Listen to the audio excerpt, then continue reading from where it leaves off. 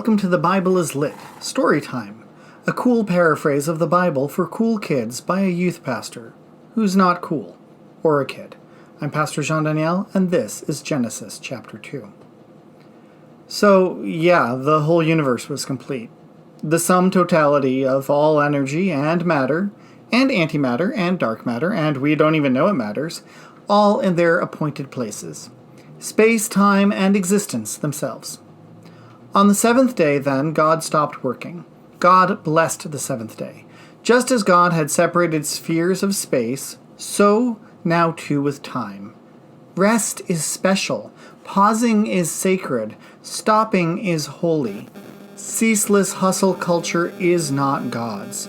God worked, God rested, and it is only after God created pausing, looking at what you have already done, being content in it, and resting.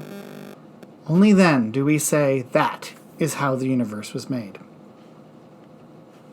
And now, rewind creation from another angle. At first, when God made all the everythings, there were no plants and nothing sprouting up because God had not yet sent rain. You can't say God didn't make rain just because God hasn't gotten to it yet, Mrs. Landingham. And there was nobody to cultivate the land. I mean, nature? Without human intervention? Don't be absurd. Water would come up from the ground and muddy the earth. God took some of that clay, that lumpy, lifeless muck, and breathed, inspired holiness, godliness, godness, life into that clay sculpture's nostrils, and then the clay went from a sculpture to a man, from a shape to life. You're a real boy now. God planted a garden in Eden, a delightful place, whose name means a delightful place in the East. And in that garden, God put that first of all dudes, and God filled it with trees because it's a manly lumberjack kind of garden. And all of those trees were full of absolutely mouth-wateringly delicious fruit. I invite you to close your eyes. Inhale deeply. Exhale slowly. Imagine the rustling wind and the smell of your favorite fresh fruit as the sun shines on your perfectly sculpted body. Inhale. Exhale. Thank you for enjoying Eden. God put two particularly special trees in the middle of this garden. The fruit of these arboreal blessings ain't no ordinary apple pickin' with the youth group on an October afternoon kind of mushy apple fruit. On one was a fruit that keeps you alive indefinitely. A tree of life, if you will, Rapunzel's hair in nutritional form. And on the other, a fruit that gives you a deep and abiding knowledge of the difference of good and evil. There was a lovely babbling brook because bubbling water is the source of all life in this pre-rainstorm utopia. Outside of Eden, it divided into four mighty and very much historically real rivers. Pishon was the first around the country of Havilah. Why, I heard there's gold up in that country there. Also, there was very exclusive and fancy perfumes and precious and unique gems. If you are a perfectly sculpted naked man tending a garden who doesn't yet know what a woman is, but may want to impress her once you do, Pishon perfumes and precious gems, gifts for the lady of distinguished tastes, who will have literally no other choice than you anyway. The second river is the river Gihon around Cush, and there is absolutely nothing of note to say about it. The third is the river Tigris east of Assyria. The fourth is the Euphrates. This man in the garden was given by God two responsibilities. Guard it,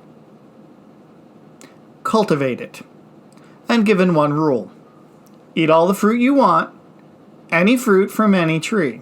They're absolutely divine. Do not eat, however, from the Know Everything tree. Knowing everything is not delicious, and if you eat it, you will die.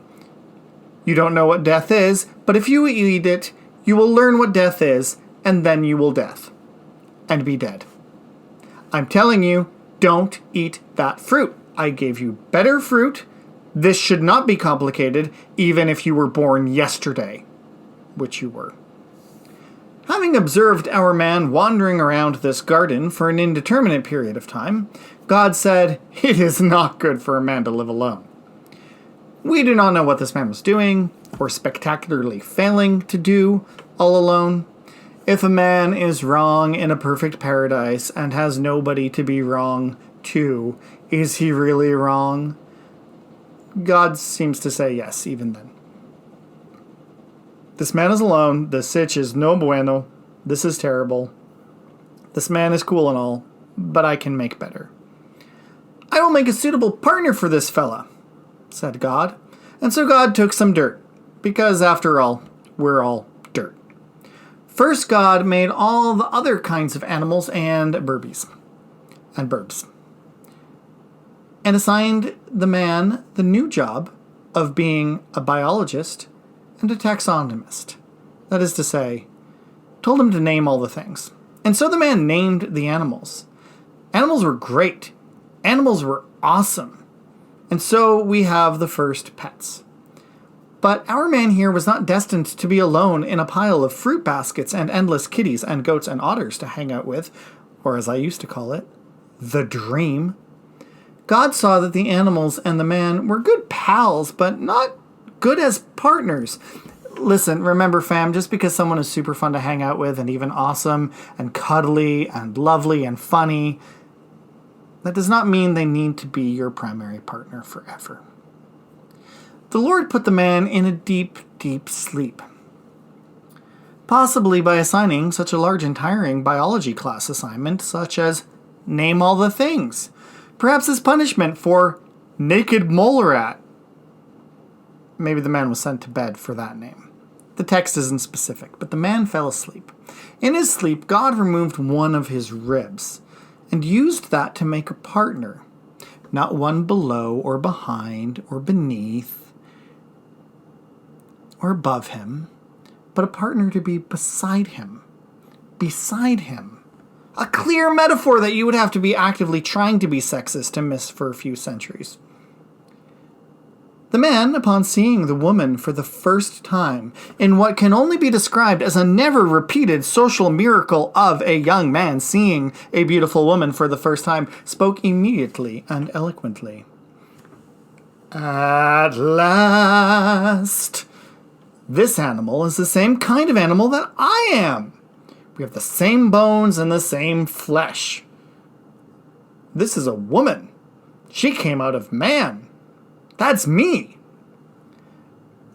And this story is why men leave their parents and make new families with their wives, and they become one creation together. One more thing. This meet cute, this first biblical love story, it's not PG. Not technically. They were naked the whole time. Completely naked. And not at all embarrassed or ashamed about it. Thanks for listening to The Bible is Lit. I'm Pastor Jean-Daniel Odenecha. I'd like to thank my patrons Veronica and Christopher.